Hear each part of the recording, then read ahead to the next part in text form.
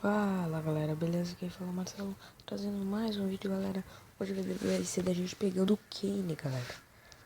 O Kane é a carta, pra quem não sabe, é a cara especial. Ele é a carta sobrevivente normal.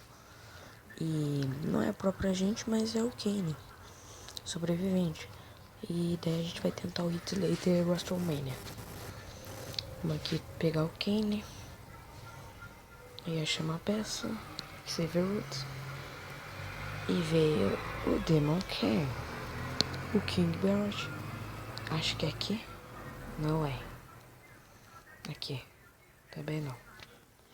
Não achamos nenhuma pecinha. Tá aqui. O Ken. Muito apelou na carta dele. Aí galera, ó. Pegamos a lendária sobrevivente. Agora vamos em busca da nossa primeira WrestleMania. Que a gente pega ela domingo, eu acho. Cadê? Já fizemos a pro do Sheamus, galera. Que a gente conseguiu no PCC. E vamos usar o Kane como campeão.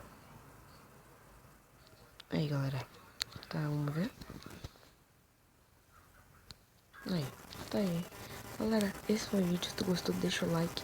Amanhã provavelmente o canal chega a 100 inscritos. Se amanhã o canal chegar a 100 inscritos eu vou fazer um vídeo especial. Então galera, valeu, obrigado, deixa seu like, se inscreva, falou.